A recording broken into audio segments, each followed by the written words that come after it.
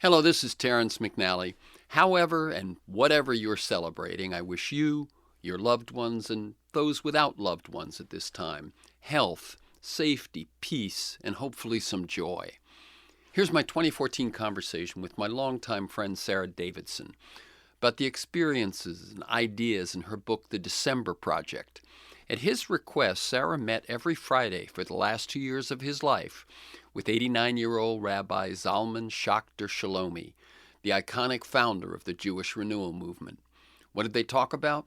In his words, when you can feel in your cells that you're coming to the end of your tour of duty, what is the spiritual work of this time, and how do we prepare for the mystery?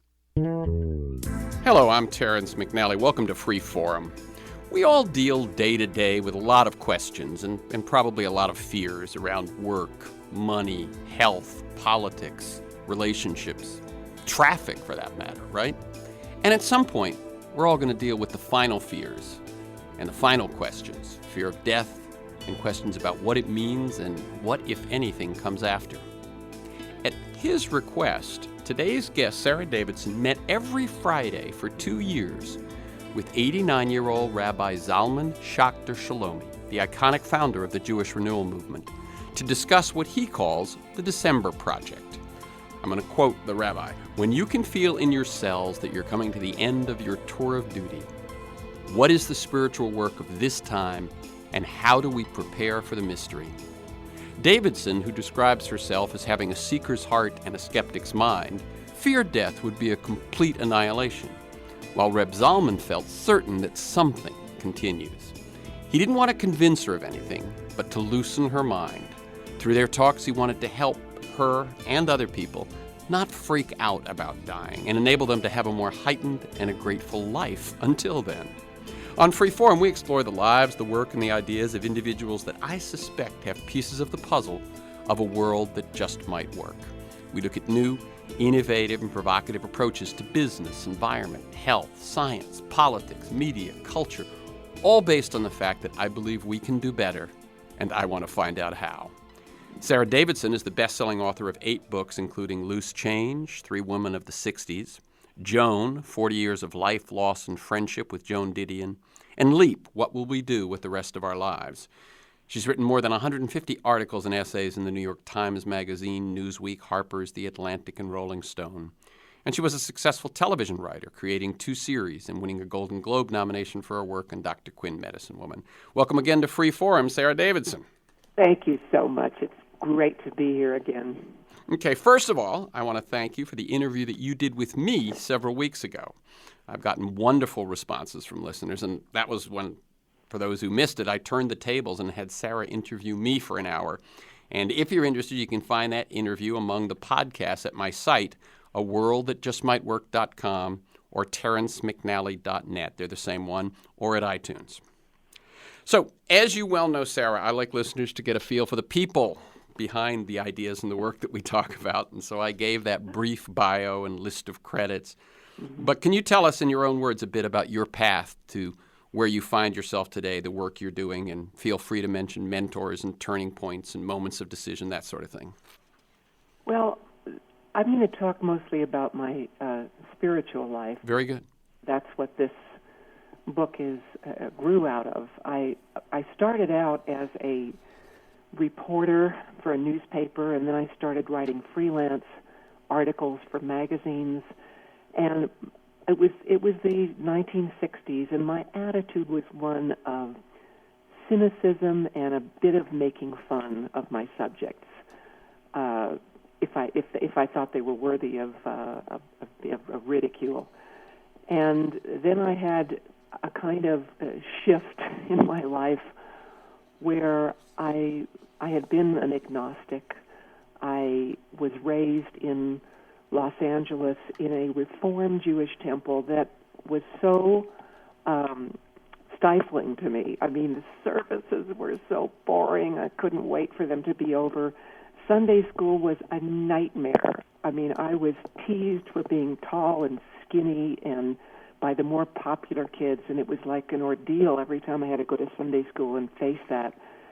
And when I was confirmed, which was another year of torture, I I resolved that I was not going back in any temple again. When I left home for college, I thought, I'm done with Judaism. But I was always somebody who I would say the best description of it is a seeker. I was always looking for answers to life's mysteries, to those deep questions that people have been asking since people existed. And I was always in search of some kind of experience and transformation and information. I had tremendous curiosity, which is why I became a reporter. I got to turn my excessive curiosity into a way to get paid. And as I said, at first I was a very kind of saucy. My attitude was, I wrote about communes, I wrote about rock groups, and there was always an edge in my writing. And then somebody gave me a book by Ram Dass called Be Here Now. Mm-hmm.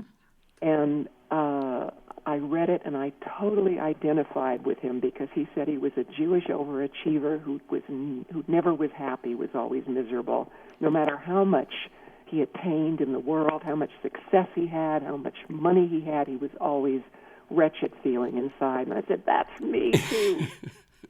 So that started me on a very different path. Now, let me cut in for a second, because for those who know, I actually saw Ram Dass on one of his first presentations on his return to America in 1969, when he journeyed to India and come back with the information that became that book, Be Here Now.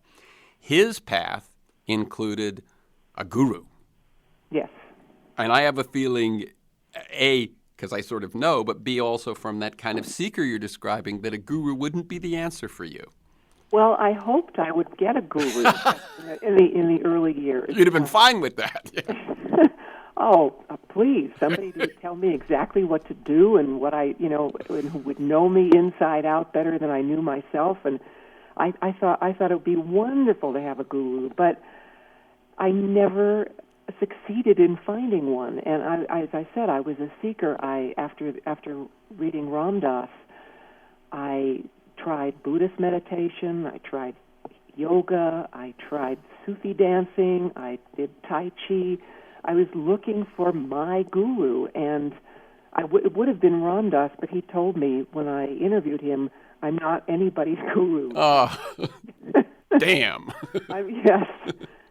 So then after about 10 years of looking unsuccessfully, I had an experience where I realized not everybody gets a guru. That's right, yeah. And that not only that, I didn't feel I fit in any place. Like I never felt, okay, I'm a Sufi, or okay, I'm a Buddhist. I would glean what I could use from various traditions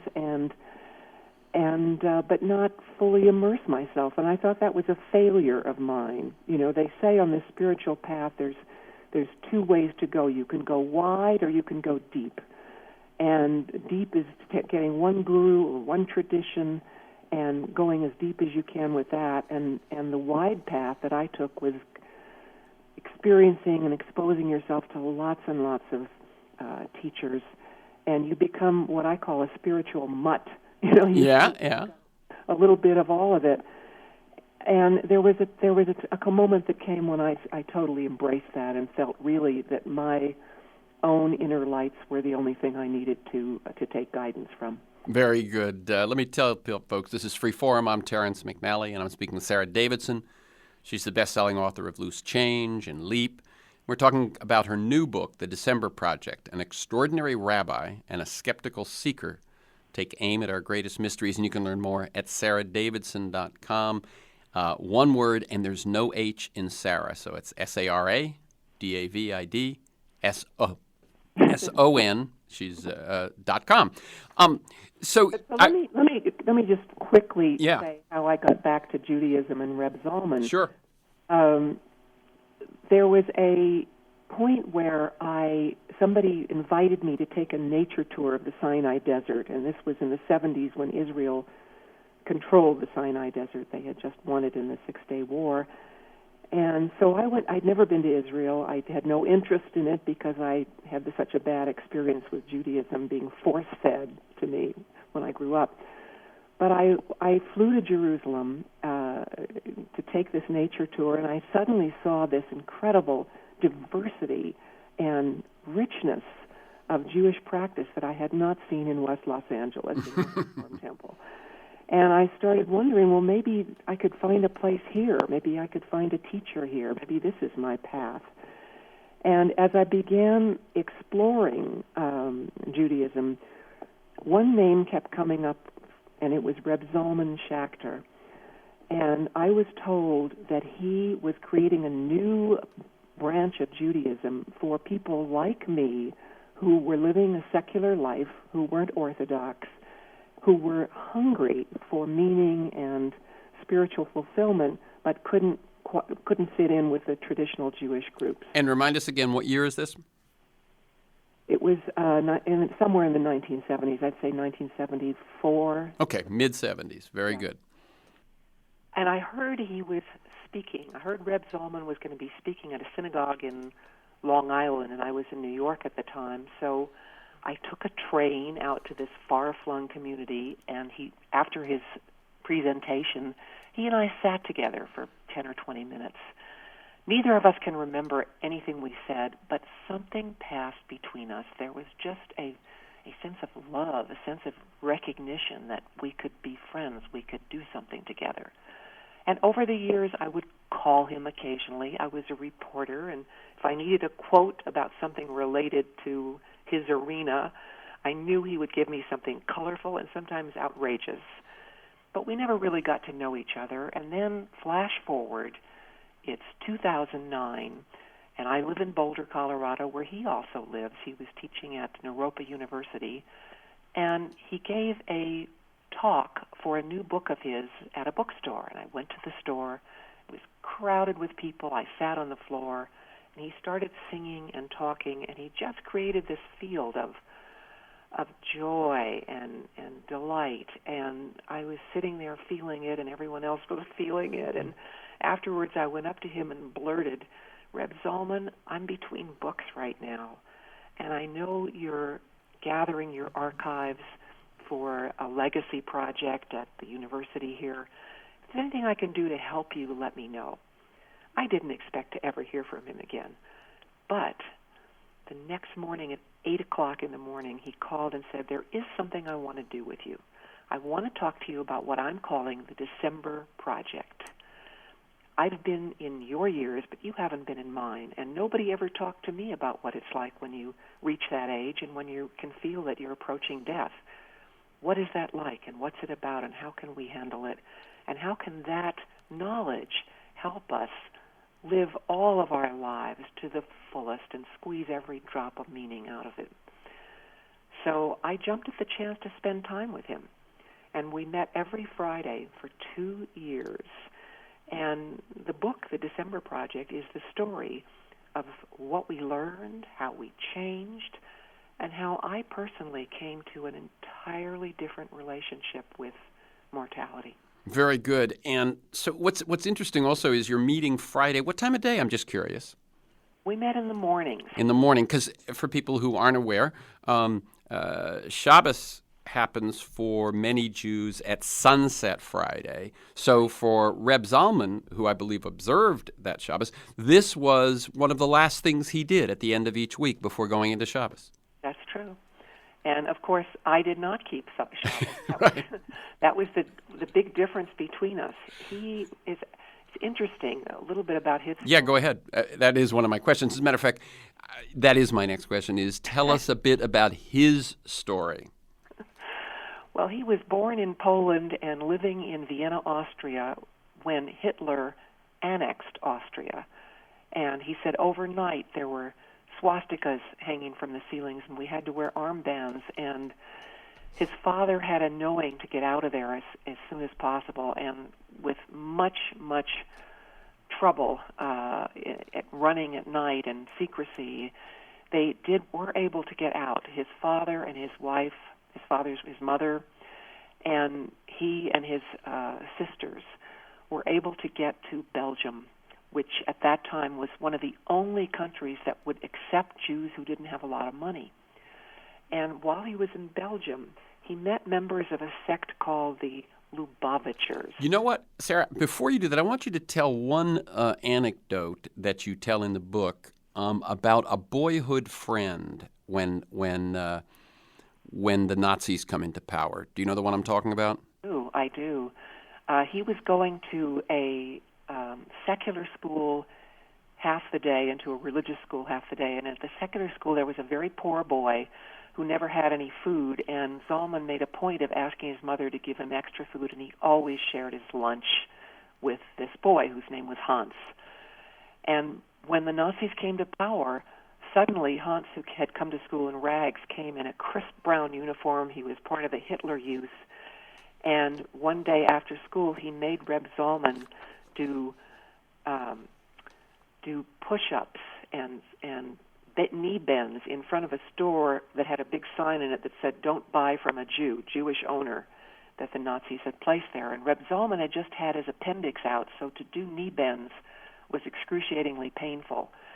And then Hans, who he had shared his lunch with all those years, forced him and another friend who was Jewish down to the river, to the Danube, and they started cutting off their side locks. They called payas, the black, the Jewish boys would wear, these black side locks. And Reb Zalman wanted to kill him, but he couldn't do anything because there was an SS man standing by the river playing with a Luger, watching what the boys were doing and approving of it. And he knew that if he struck back at Hans, that his family would suffer. So they had to take a beating and then crawled home. And that was when he said to his father, "Papa, the Nazis will kill us all. What shall we do?" And his father said, "I'm going to think of a way." Okay, I just wanted people to get a sense of that because, we're dealing with Reb Zalman in his late 80s, in this time of both challenge but also of enlightenment and so on. And I thought just to get a moment, if you will, an event of what it was like in his youth when that happened and before they fled. So you had taken us up to the point, Sarah Davidson. Let me tell people again, this is Free Forum. I'm Terrence McNally.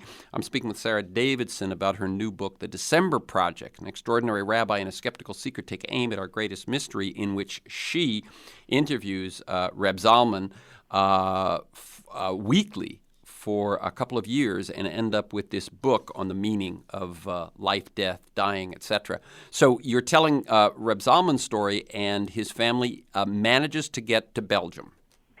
And then they managed to get on a ship. I mean, it's a long story, and you can read it in the book, but they managed to get to Marseille and get on a ship bound for I think they landed in Puerto Rico, and from there they made their way to New York. And while he was in Belgium, he had met members of a sect called the Lubavitchers. You've probably seen them. They wear long black coats and black hats, and they go around in what they call a mitzvah mobile, where they try to get Jewish men to put on phylacteries. They're these black things they wrap around their arms and pray, and they give out candles to women, Jewish women, urging them to light Shabbos candles. And anyway, they are, and they have a leader called the Lubavitcher Rebbe. Now, let me ask you this. In L.A., where we're broadcasting, Chabad's telethon is a fixture in the local culture, right, every year. What is the relationship of the Lubavitcher to Chabad? It's the same thing. Okay. It's just different. So it's names. those folks. It's those glad folks. You brought that up. All the... the Lubavitcher Rebbe is head of Chabad. Very good. That's Chabad, and they, as I say, they do good works, and they have a telethon every year, which I think is probably how some people can get a picture of what you're talking about. Right. Well, it's not for those of us who are secular. It's not a very attractive picture. Sometimes they look standoffish, and they look like they're the Amish who are dressed in the costumes of the 17th century. But for Reb Zalman, these people had embodied a spirituality that he'd never been exposed to in his yeshiva, where he was forced to go as a child, where they did everything by rote as fast as they could. The Lubavitchers, the Chabad, was about singing and praying and dancing and yearning for closeness with God. It was mystical, and it was juicy, and he loved it. And when he landed in New York, he made his way to the Lubavitcher Rebbe told him they had just arrived penniless, and the Lubavitcher Rebbe listened to him with such compassion and found a place for them to live. He found work for the parents, and he accepted the children into one of their yeshivas, the Lubavitcher yeshivas in Brooklyn. And for the next period of years, Reb Zalman studied as a Lubavitcher and was ordained a rabbi in Chabad. And he loved it. I mean, when he told me what their schedule was like, it started at 7 in the morning and didn't end until 9 at night, and was all praying and praying and praying and praying. I said, it sounds really terrible to me. And he said, I loved it. I felt there was nothing more wonderful going on in the world than this. So he becomes a rabbi. They arranged a marriage for him when he was 19 and the woman was 21. And the interesting thing is they got no instruction about sexuality or anatomy, and they were married and urged to create a lot of children. Now, by the way, what you leave out in that sentence is because, let's face it, not all that many of us get instruction, but most of us have had some experience prior to marriage. But because of the rules, they hadn't. Is that correct? Yes, the men were not allowed to touch a woman who was not in their family. They were not allowed to hear their voice because it might distract them from thoughts of God. They were the women had to cover their hair because it was too seductive if they had flowing hair. So now this sounds very similar to what I think Americans more associate with Muslim culture. Very similar. Perhaps, yeah. Yeah. Okay. Anyway, so he had never even been on anything like a date. He went to a matchmaker, Right. and he said when he went to the matchmaker was reading Torah, which was the sacred Jewish the first 5 books of the Bible, aloud to his wife while she darned his socks. He thought, this is the ideal. This is what I would like to have. A woman I could teach who would darn my socks. Yep. Well, they had 5 children, but what funny thing happened to Reb Zalman. He had this tremendous curiosity. He wanted to know what was outside the narrow confines of the Chabad community, and he started reading books that were forbidden. They were forbidden to read psychology or philosophy. They were forbidden to read books by rabbis who weren't in Chabad, but he wanted to know what they were saying, so he started this secretive reading. And then he was sent out on a mission to universities to talk to young Jews who had abandoned Judaism and were meditating and doing things from Eastern cultures. And he started opening, he met lots of different people and was exposed to different ideas. And he came to the conclusion that to reach these young people, he couldn't do it by making Lubavitchers of them, by taking them back to a culture that flourished in Europe before the war. He had to renew Judaism for this time and place that would speak to their needs and desires for meaning. So he created this movement called Jewish Renewal, and it led to him being kicked out of Chabad. But today he has ordained more than 125 rabbis and cantors, and there are Jewish Renewal congregations everywhere. But more important, his teachings and his ideas that were considered so far out and iconoclastic in the 70s when he was developing them are now part of the mainstream. Mm-hmm. Yeah, so what's interesting in that evolution, let me say again, this is Freeform. I'm Terrence McNally, and that other voice is SARA Davidson. And we're talking about her book, The December Project, that emerges from 2 years of interviews with Reb Zalman Shachter-Shalomi, the founder, as she just said, of Jewish Renewal, is that he found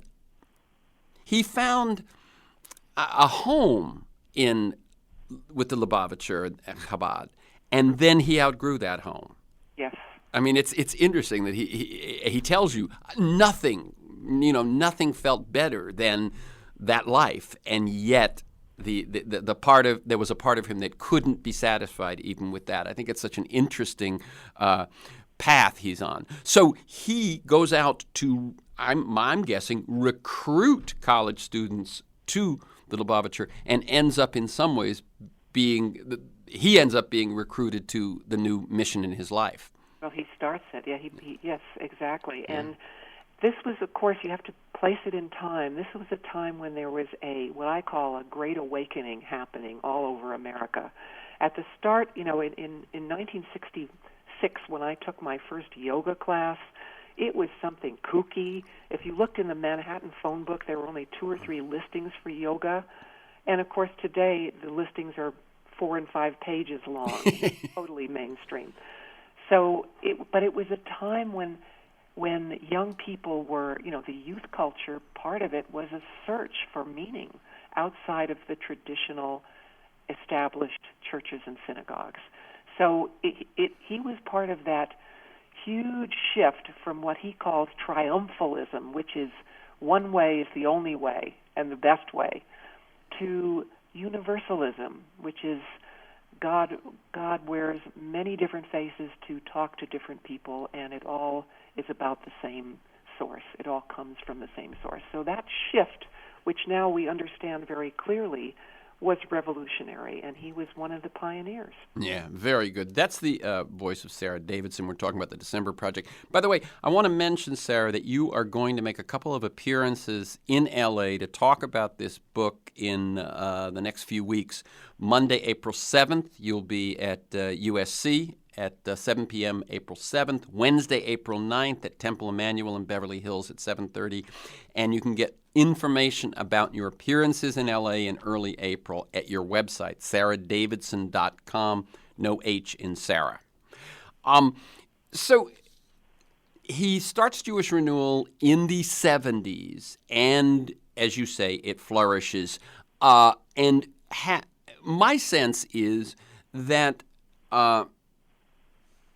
that as a new strain, it actually probably kept a lot of people in touch with the Jewishness that they might have lost otherwise. What is the life in a Jewish Renewal group? I didn't know what you would call it, a congregation group, as different from others. Well, at the beginning, when he started them, the difference, first of all, he had men and women praying together, and in the Orthodox community, women are separated. He had women being counted in the minyan, which is the 13 people necessary to have us to do certain prayers. So it was revolutionary in that way, but it was all about experience. It was all about feeling. It was about singing. It was about dancing. It was about listening to stories and feeling how they resonate inside you. It was about having a direct experience of God, which is what the mystic is always looking for. Rather than reading about somebody else's experience with God, you want to create it in yourself. And that was the revolutionary part of his message. Now, the interesting thing is today you could go to many Jewish congregations and many Christian and other faiths and experience some of that same inclusion of experience. I mean, when I went to services as a child, it was like you were an audience, the rabbi preached, and the cantor sang. Now, if I go to a Jewish Renewal service, everybody sings, whether you know the words or not. They flash them on a screen overhead. If you can't read it or something, you just scat along. Now, by the way, has some of these more direct experiential relationship with God sorts of experiences filtered into other forms of Judaism, or is it only taken hold in Renewal? No, absolutely. I'm going to speak at Temple Emmanuel in Beverly Hills, which is headed by Rabbi Laura Geller, and she is using meditation. They have body movement. And she does a lot of experiential things. Without calling her place a Jewish Renewal group? That's true. Okay, that's what's interesting. By the way, I was brought up Catholic. It reminds me of what happened with the John the 23rd and the Second Ecumenical Council. And suddenly there was folk singing in masses. The priest turned around and faced the congregation instead of having his back to them all along. It does seem that some of this same energy was happening everywhere at that point. Absolutely. Yeah.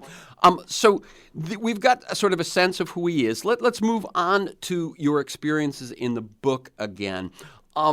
And one thing I want to establish, right, I noticed that at one point late in the book, Rabbi Zalman sort of ritualistically rehearses death, but he's still alive, isn't he? And how is his health at this time? Because you finished the interviews, a year ago or something? Yes. That was very interesting. He's always done radical things, and this may have been one of the most radical.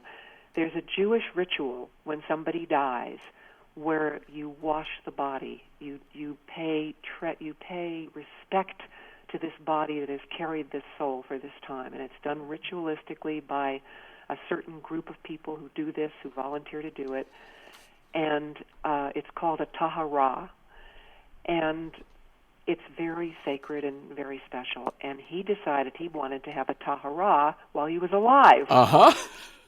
And when he asked a fellow rabbi to do it, to lead it, the rabbi was horrified. He said, I couldn't imagine doing this to a living person. And then he realized, because he loves Reb Zalman, and even though he's a conservative rabbi in a conservative congregation, he says he has renewal tendencies. And he introduces some of the practices that Reb Zalman initiated back in the day into his conservative congregation. So he said, I realized that Reb Zalman's life and work has been all about embodying deep wisdom, not just hearing it, reading it, memorizing it, but embodying it. And Reb Zalman wanted to do it because he feels that something of him will continue after his body dies, and that he may be watching this being done to his corpse, and he wanted to see what it would be like, so when it happened, it would be familiar. So on an appointed day, he went to meet with 3 or 4 men, and they all had white sashes on, and they looked very solemn, and they carried him down to a place. He wanted to do it by a running river, water. It was by a little rivulet. And they set up the table, and he took off his clothes. He took out his dentures, out his lenses for his contact lenses, so that he was completely naked, and he was under a sheet. And they started reciting the Song of Songs, where they're praising. His thighs are like marble. He's like a giant. His body like a sequoia, when in fact his thighs ain't like marble anymore. And he's certainly not looking like a sequoia, and they pour water over him, in warm water, in a ritualistic way. And he said the whole time he was not thinking, oy, oy, oy, I'm dying. He was thinking, yes, this is how it's going to be. This is what will happen. This is okay. And when they finished and they took off the sheet, they raised the sheet from over his head, he immediately started reciting the prayer that observant Jews recite every morning when they get up, thanking God for giving them another day of life and restoring the soul to their body. And one of the men who took part in it said you could see his love for the world, for this life, at this very moment that he was rehearsing to leave it. Yeah. And to my question, which was, and is he still alive, and what is his health like at this time? He's alive. He will be 90 in August. His health is increasingly fragile, but he will be, if you can get yourself to Temple Emmanuel on April 9, he's going to be present via Skype. Oh, interesting. A rare opportunity to see him, perhaps for the only and last time. So I would urge people to do everything they can to try to get to Temple Emmanuel. In Beverly Hills, 7:30, April 9th. And as we said, more information available on Sarah's website, SARADAVIDSON.com, SARA Davidson.com. Let me tell people, we're at the halfway point here. This is Free Forum. I'm Terrence McNally. My guest is Sarah Davidson, best-selling author of Loose Change and Leap. We're talking about her new book, The December Project, An Extraordinary Rabbi and a Skeptical Secret. Take aim at our greatest mystery. You can learn more at that website I mentioned, SarahDavidson.com. And for this week's conversation and many other interviews and articles, and to join me in pursuit of a world that just might work, you can also learn about my work with story and narrative with organizations. You go to TerenceMcNally.net, TerenceMcNally, TerenceMcNally.net, or aworldthatjustmightwork.com. They're the same website. If you want to receive my weekly email announcement telling you who's going to be on, what we're going to talk about, and 3 or 4 articles of background, you can sign up there, or you can email me at TeMcNally, TeMcNally, at mac.com. You can also subscribe and listen to the Freeform podcast on iTunes. Again, Sarah will be in town April 7th at USC, April 9th at Temple Emmanuel. More information on her website, saradavidson.com. This is Terence McNally. You're listening to my 2014 episode with Sarah Davidson about her book, The December Project, rooted in conversations she had with Rabbi Zalman Shachter-Shalomi in the last years of his life. Okay. Let me ask you, first of all, what do you think was in it for Reb Zalman in this series of interviews with you? And then I'm going to talk about your experience. Well, he said that it's funny. He's 80, 89, and he knows more about technology than I do. His office has just got wires running every which way. There are big screens. There are everything. He loves technology. And he said he wanted his wisdom to be uploaded and saved. Yeah. And he said when he was a young man, none of his teachers, none of his rebbes talked to him about the end of life, which is quite astonishing because everybody has to die. It was never in the curriculum for rabbis learning and training. It's a big unknown, and Judaism, unlike some other faiths, doesn't say much about the afterlife. Yeah, I was going to say, I recall reading a satirical piece a few years ago in which one of the big selling points for the apostles in spreading Christianity was this promise of heaven. Yes. And they're working there among the Jews, and the Jews go, my God, it sounds like a great deal. What is the conventional Jewish teaching regarding the afterlife? It's very empty. It's basically the most contemporary Jews kind of feel that when it's over, and you live on in the memories of other people and from the good works you did.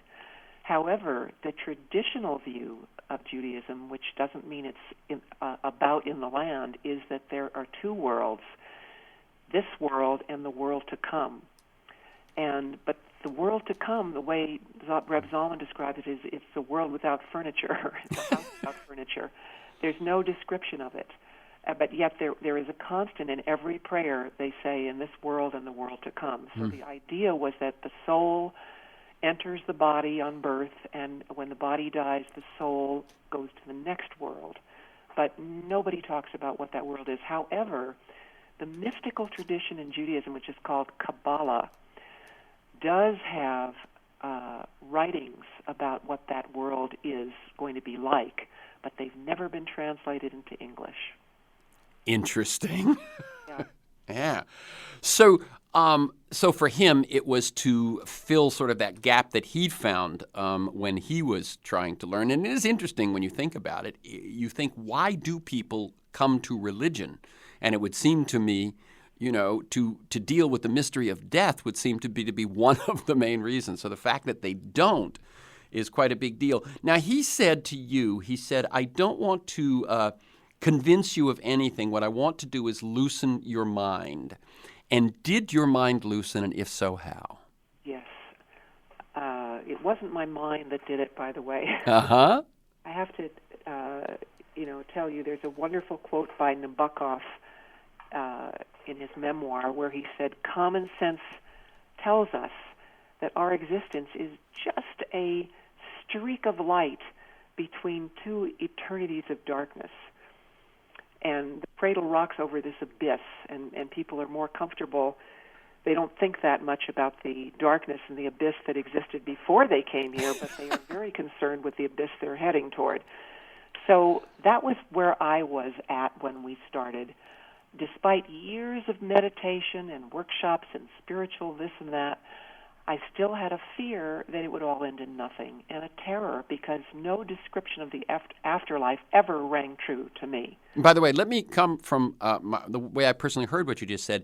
It seems to me that those are 2 different things. One is your sense that that if you did continue, it was some sort of formlessness to which you couldn't relate. But second, that you feared that. In other words, it seems to me it is possible to hold that first belief and not fear it. What changed for you, the belief or the fear? No, I didn't believe that. I thought it was, I didn't believe any of the descriptions, merging with the infinite. I didn't continue in some way. So the switch just went off. The lights are on, the lights are off. That was my terror. Okay. My fear. Got it.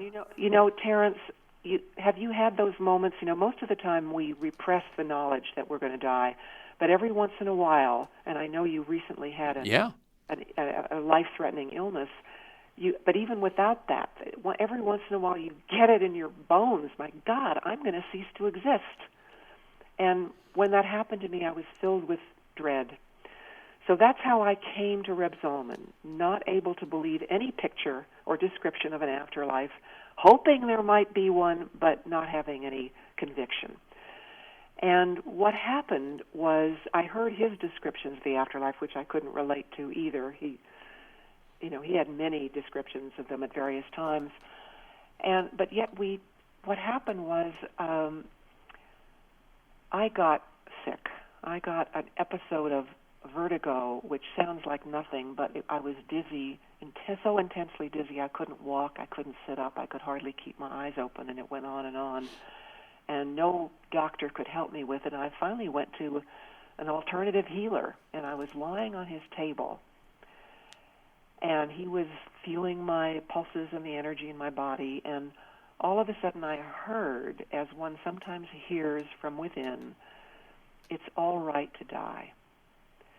It's not something terrible. It's not something fearsome. When it happens and it's not imminent, it will be all right. And it filled me with a kind of warmth, and I had these memories that came to me of other people who had said similar things. It's one thing to hear somebody say it, but it's another thing to hear it from within. And I had this feeling it was almost going to be like if I was on a sleigh ride in the snow, in the cold, with fur rugs over me, being driven towards some faraway lights that meant civilization and hospitality. That's what it felt like to me, that dying was going to be like. It was just an image that came to me and a feeling. It wasn't in the mind, which is what I've been trying to say. Yeah, and even that description you give, the sleigh, the sort of this gentle progress towards something, that wasn't in your mind either, right? No. Yeah. It was just a sense. Just a sense and a feeling and a picture that came to me. Okay. Has that sense stayed with you? That's the first question I asked the healer. I told him what happened, and I said, is this going to disintegrate like lots of visions and experience, and I'll go right back to my fear? And he said, are you asking if it has a shelf life? I said, yeah, I am. And he says, well, we'll see. Well, I can tell you that was 3 years ago, and I can still access it. If I close my eyes and get quiet, I can still access that feeling. And I have noticed, I think if I got a diagnosis of a fatal disease, that I would feel terror and shock, and then I would come to feeling I can let go, because that's what it is really. It's letting go. It's letting go of life, and it's letting go of the people you love. Even at that moment, you're going to have to leave them. It's letting go of the places you've been, everything you've loved in life. You're going to let go of. And one of the practices, I want to say that at the end of the December Project, the book that I wrote after this time with Reb Zalman, there are 12 exercises. So if you want to take up the December Project, which I highly recommend, it can benefit anybody at any age, even children, because they're all things you want to do at any age. Develop gratitude and learn the art of letting go. And you start with small things like, somebody just canceled lunch I was really looking forward to. Darn, I'm disappointed. Can you let go of that? And then you go to bigger things. I didn't like that conversation and I feel angry. Can I let go of the anger? And you just keep working on it. It's not one thing you do once, okay, I'm going to let go now, and then you're done. It's a moment-by-moment, year-by-year practice of letting go. And if you practice it enough and have this some kind of intuition or intimation that even if you don't have that sense that dying will be all right, if you don't know, most of us, I think, nobody knows. Nobody's ever come back and described it perfectly. Even if you don't know, you can practice letting go, and I've found that I can imagine the final letting go, which is what Reb Zalman teaches. And I want to say also that even though the book hasn't been published yet, you can pre-order it. Again, go to SARADAVIDSON.com, and if you pre-order it, you will get a free bonus MP3, a 20-minute recording that I made with Reb Zalman. It's extra material, not in the book. He sings, we talk, and then at the end, he leads a meditation, a guided meditation about letting go. And every time I listen to it, I just do it. Okay, very good. So if you pre-order the book from your website, you get that MP3. Yeah, I was going to ask about the exercises. As you say, the end of this book, The December Project, has 12, right? And giving thanks, making friends with solitude, meditating between contractions, disidentifying with the body, etc. Two that are interesting are the social review and the philosophical review of your life. Talk about that just a bit. That's Sarah Davidson. We're talking about the December Project. Well, Reb Zalman advocates that everybody do a life review. And usually it's best if you do it with somebody, because I was horrified at the idea that I didn't want to review all the mistakes I'd made, right, I'd done wrong, and the ways I'd screwed up, and I just couldn't bear the idea of reviewing all that. And he said, do it with a friend who loves you and you feel secure with. And when those kind of things come up, you look and ask, first of all, when I screwed up that way and blew it, where were you coming from at that time? What did you know? What were you able to do? Why did you do it that way? And then how would you do it differently with what you know now? And have you resolved not to do it again? And if so, what pearl did you get from that, that dirty oyster? You got something from it, and you learned something. So that's the way you review your life. And he says there are two reviews. First, you do the social review, which starts with the family you were born into, your mother, your father, your siblings, your relatives. And then you go decade by decade, who were the most important people I was with? And how do I feel about those people now? And am I still in touch with them? And if not, is there anything unfinished that I would like to communicate with them? And you go decade by decade. And that's a beautiful process. And if any forgiving needs to happen, if you need to forgive them or need them to forgive you, that's how you do it. You don't need to have the person sitting with you that you need to forgive or to forgive you. You can do it, and I describe how. All it takes is you letting go. And you also mentioned, by the way, in the forgiveness portion, that there's 3 lists in forgiveness. The people you've harmed, who you would want to be forgiven for the harm you've done, the people who've harmed you, and the incidents where you need to forgive yourself. Yeah, and that's so it's the hardest one for me. Yeah. Now these exercises, they come out of a book that's about death. They come about the December Project and how to sort of make peace with the inevitability of death or the imminence of death. But it struck me as I looked at them that they're fine practices. Yes, for any. Yeah, in other words, that's where I'm getting to, is for any time in your life. But do you think that there's some extra value or resonance in them, in that you're not merely doing them about today, but there's a kind of a thread that ties to life and death? Yes, I don't consider this a book about death and dying. I consider it a book about living and dying, living and preparing for the transition, because that's really the whole point, is in doing these exercises, in reflection, in reading the book. It's full of laughter and songs and joy and love. And it's about letting go of the stuff that hurts us and hurts other people, and bringing the other more into ascendance in every moment, every day. So it's not a depressing book. No, not in any way. But what I really see, I wasn't expecting the exercises. When I got to them, I said, well, wait a minute. This makes sense. This makes sense in January or March. I would always say that to Reb Zalman. One of the things about him that I discovered is he never gives you a straight answer. I would ask him, most importantly, what is the December work? What are you supposed to do in the December project? And he never answered it. He'd tell me a story. He'd sing a song. He'd describe memories. I could never get him to answer the question. And when I finally did, and he started explaining some of these techniques and practices, I said, but I want to do that now. It's a thing I'd want to do at any age. And he said, Sarala, that's what he called me. Yeah. Sarala, you could say that about everything I'm suggesting. You could suggest it's even appropriate for a baby in the cradle. Very good. So even in January, or as I said, in March. But as you said, he said the point is this is what's most important for me right now, and has extra resonance because I am 89. Yeah. No, but I'm thinking that somehow the fact that it is linked to the ultimate ending, the ultimate moment, kind of, I think would give a deeper resonance perhaps to the fact that even though you're doing it at 25 or 35 or 45, so on.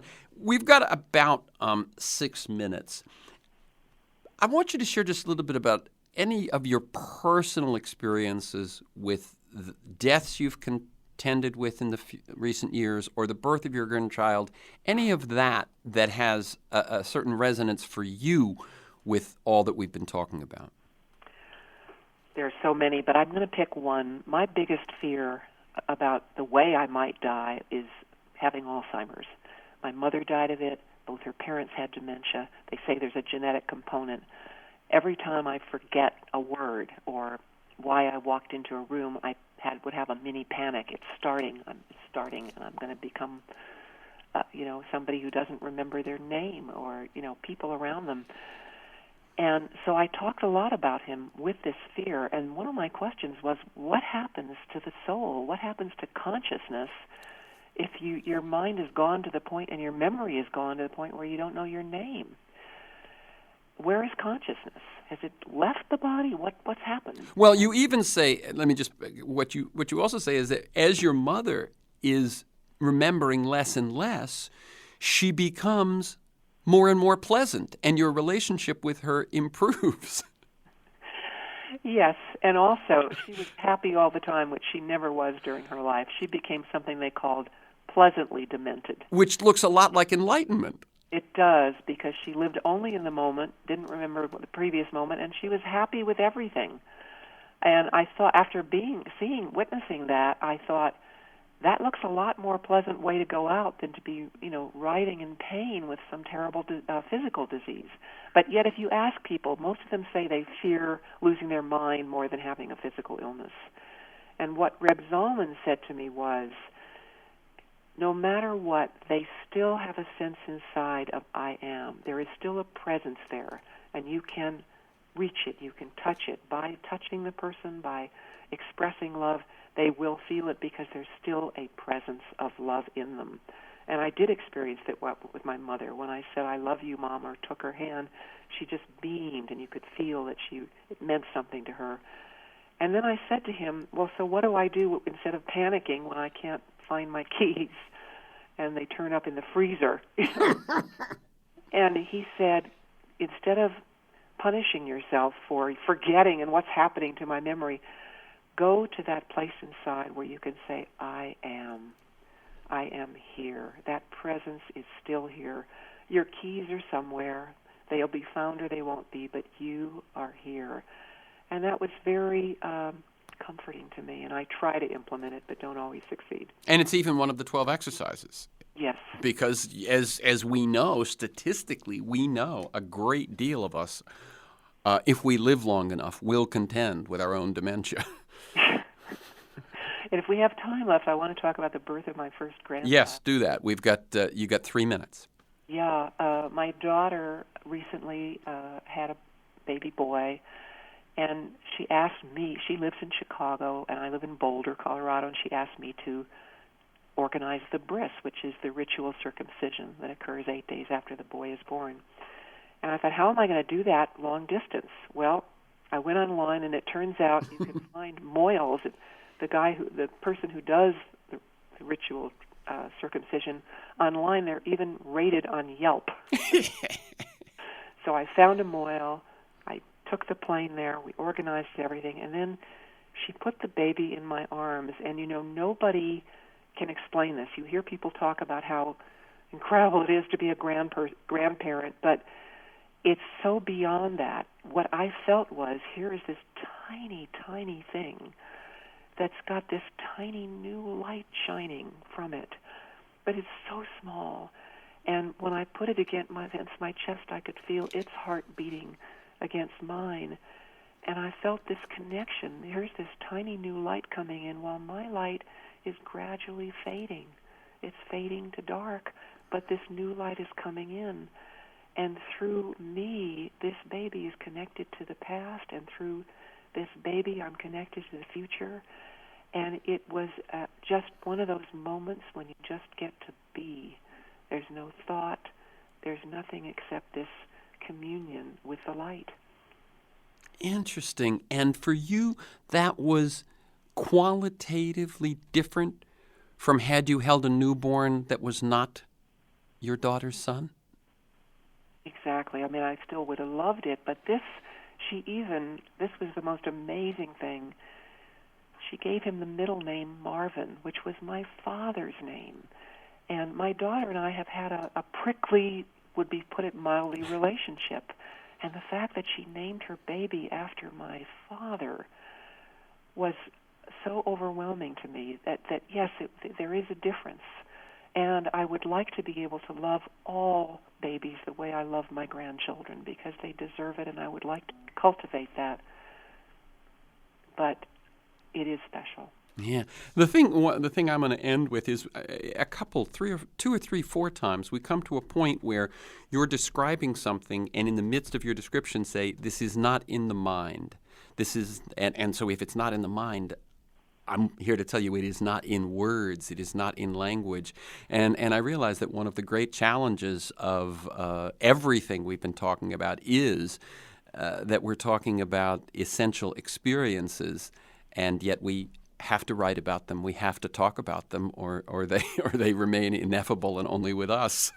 A challenge for a writer or a radio host. Oh yes, but it's a worthy thing to do, because Yeah. it makes it more real when you can fit words, even if they're not fully satisfactory. Very good. So again, the book is The December Project, An Extraordinary Rabbi and a Skeptical Seeker Take Aim at Our Greatest Mystery. You can learn more at SARADAVIDSON.com. That's SARA, no H, SARADAVIDSON.com, SARADAVIDSON.com. Thank you, Sarah. Keep up the good work. Thank you. It's such a pleasure to talk with you at any time. Okay. For this week's conversation and many other interviews, articles, transcripts, and to join me in pursuit of a world that just might work, go to TerenceMcNally.net or aworldthatjustmightwork.com. They're the same website. If you want to receive my weekly email announcements of upcoming guests and issues, sign up at my site or email me at TEMcNally, TEMCNALLY @mac.com.